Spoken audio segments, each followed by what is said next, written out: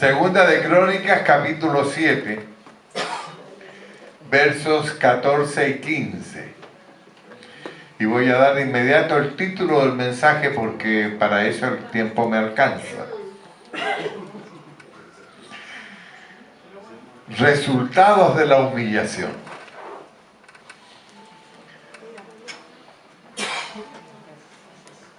Si se humillare mi pueblo,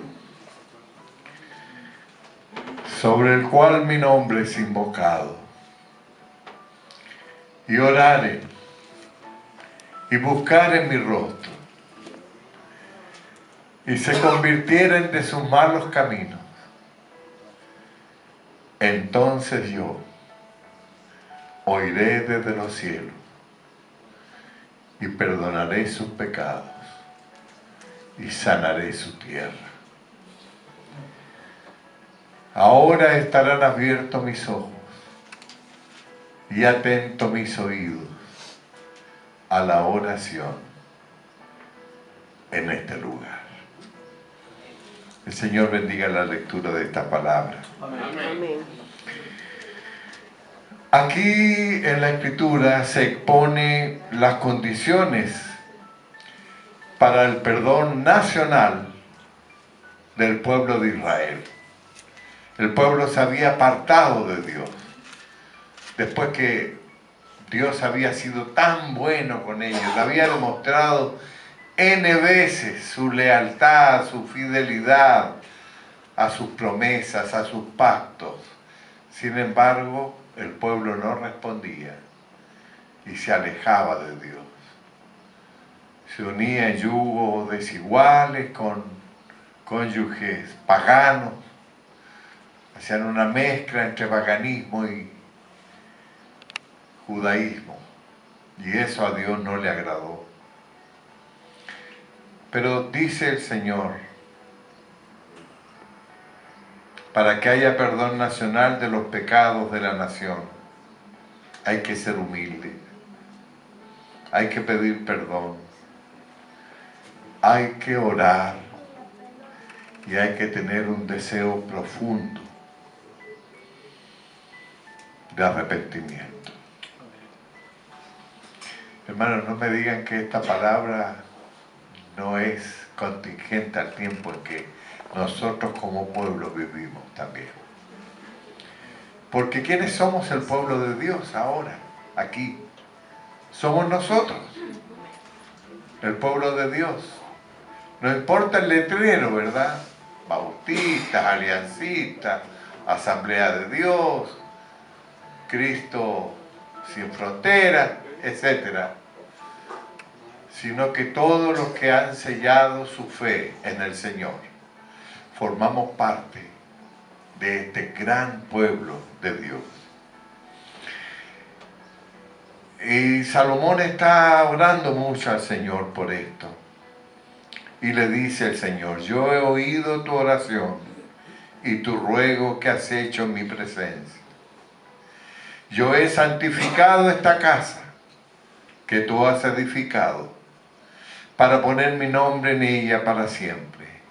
Y en ella estarán mis ojos y mi corazón todos los días.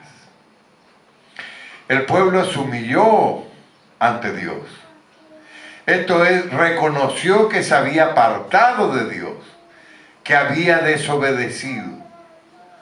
Tuvo que reconocer que Dios es bueno y que a pesar de todo Dios les amaba mucho a ellos. Pero debían arrepentirse y volver a Dios de todo corazón y su mente. Hermanos, muchas veces caemos en infidelidad a Dios sin pretender hacerlo, pero a veces somos infieles y de repente nos acostumbramos a vivir así, con un pie en el Señor y un pie afuera, disfrutando de la carne y tratando de disfrutar del Espíritu. De la carne nada bueno viene, mas el Espíritu vivifica. El Espíritu viene de Dios que lo dio. Dios se le apareció a Salomón de noche otra vez, y después de un día de ofrecer sacrificios, aquí segunda de Crónicas capítulo 1 verso 7, le dio una respuesta especial a su oración. Le prometió responder las oraciones de su pueblo siempre que viniesen elevadas en este lugar, o sea, en el templo, porque antes se iba al templo a orar. Versos 13 al 15. Se supone que habrá tiempos de hambre en el país y probablemente guerra. Si por las langostas que consuman la tierra se da a entender enemigos que consumen y devastan como langostas. Del pueblo se espera y exige arrepentimiento, oración y reforma de vida. Bajo esa condición se promete misericordia al país. Dios perdonará el pecado que trajo sobre ellos la calamidad y sanará la tierra que había sido devastada. La gracia del perdón prepara el camino para la gracia de la curación. Salmo 103, verso 3, Mateo 9, 2. Hermanos, nosotros en esta gran crisis que estamos atravesando como nación, también tenemos responsabilidad, porque nos hemos preocupado de predicar un evangelio parcial. Y mientras más grandes son los templos, más gente tenemos, más felices estamos. Mientras la gente afuera muere de hambre, en discordia, matrimonios que se separan todos los días. Tanto es así que la institución del matrimonio ya no es creíble, porque ni la mujer ni el hombre desea casarse. ¿Para qué? Igual podemos vivir juntos, igual podemos tener hijos, pero nuestro Dios es un Dios de orden. Amén. Y Él instituyó el matrimonio para dar origen a la familia. ¿Y cuál es nuestro pecado? Solo nos hemos dedicado a reclutar almas, o como alguien le llamó, a hacer proselitismo. Incluso a pescar ya no solo en el mundo, sino en otras iglesias. Me gusta la actitud del pastor cuando llega una persona que tiene iglesia, le dice, mire, siga yendo a su iglesia. Y si alguna vez usted toma decisión de cambiarse por alguna razón, hágalo en orden, hable con su pastor, hable con la iglesia y salga de allí, pero por la puerta, no por la ventana. Y aquí las puertas están abiertas, pero éticamente así debe ser.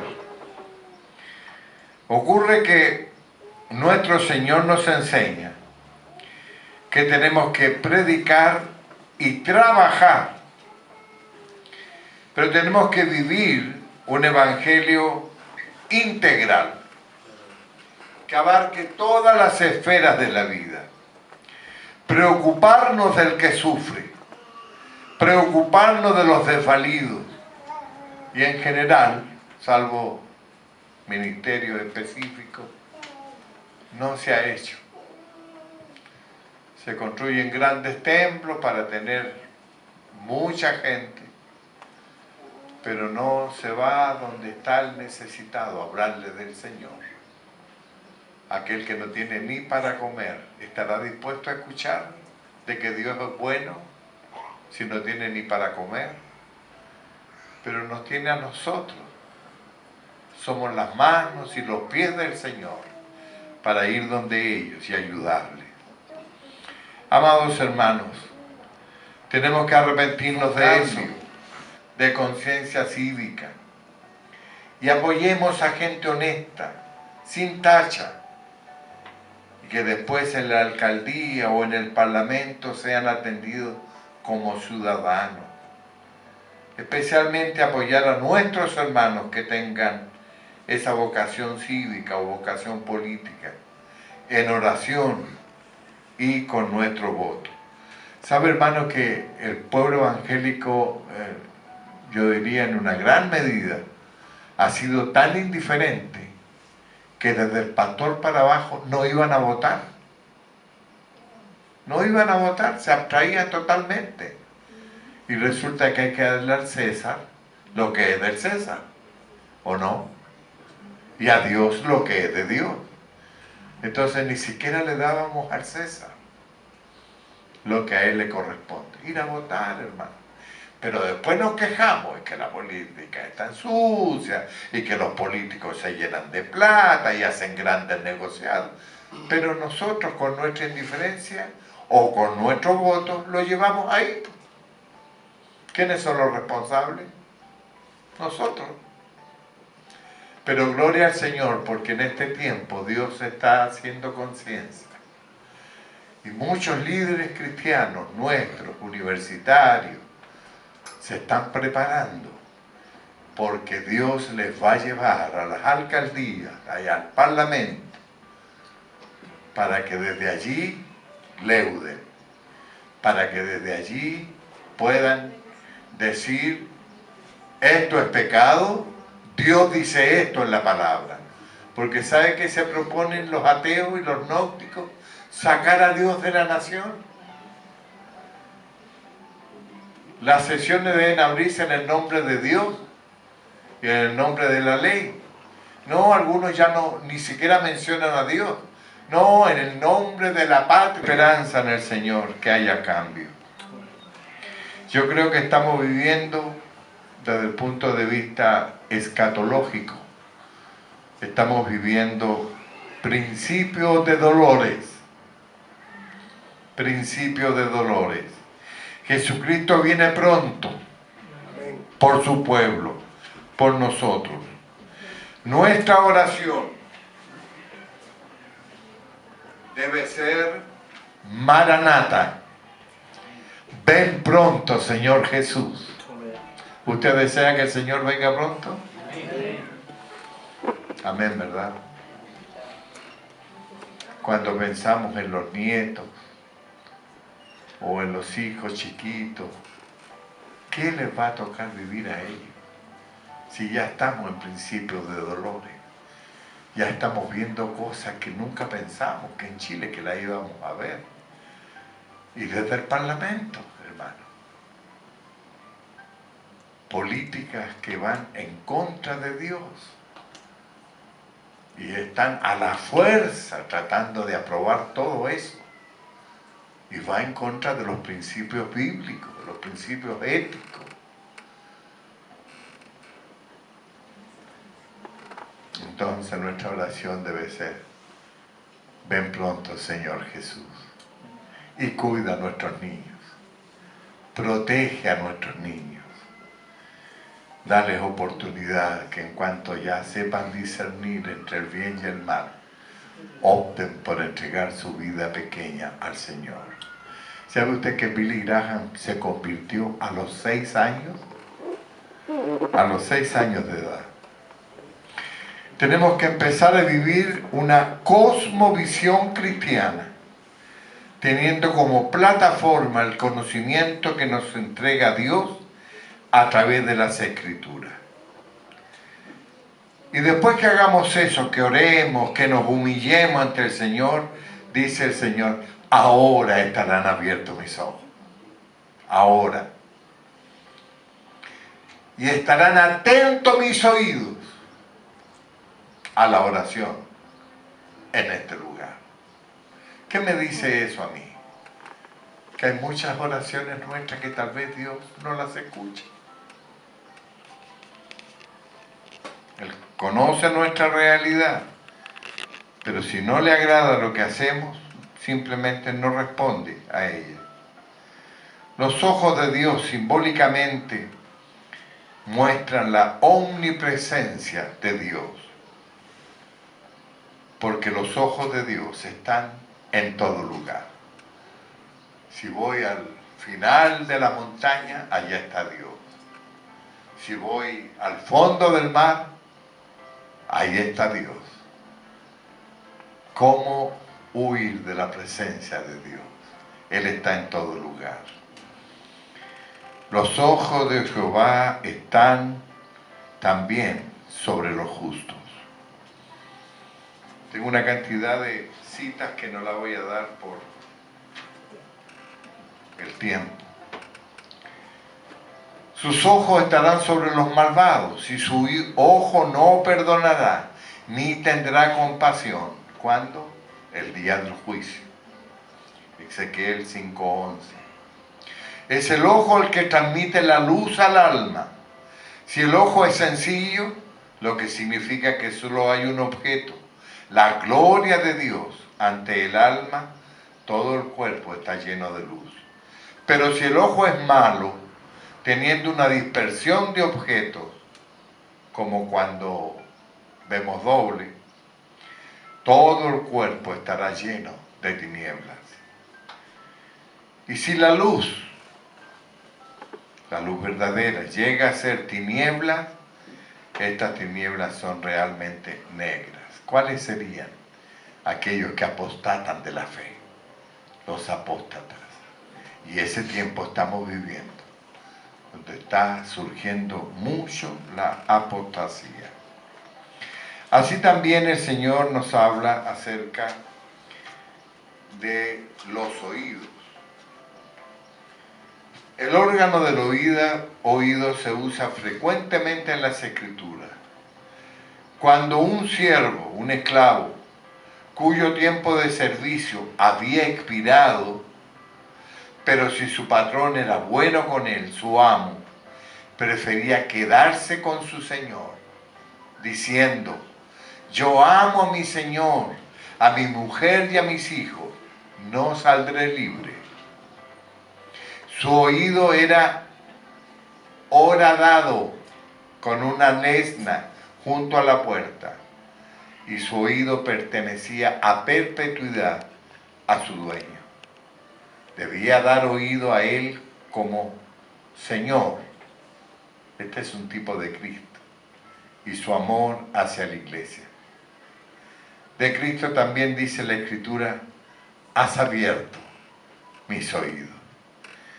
Así que, amados, Dios escuchará nuestra oración siempre que ésta vaya sazonada de humillación, de mucha humildad, reconociendo que no somos nada, hermano, no olvidándonos de dónde nos sacó el Señor, de una vida sin Cristo, a lo mejor materialmente bien, pero en su corazón con una tremenda necesidad, sin ser felices en realidad. Una vez le preguntaron a Greta Garbo, ¿se acuerdan de ella? Una gran actriz mundial. Y le dijo un periodista: usted que ha vivido tantos años, ha hecho tantas películas, ha tenido tantos bienes materiales, etc. ¿Cómo ha sido la felicidad para usted? ¿Y sabe qué le respondió ella? Nunca conocí la felicidad. ¿Qué quiso decir? Nunca conocí a Cristo, que es quien nos hace felices. Que el Señor los bendiga. Amén.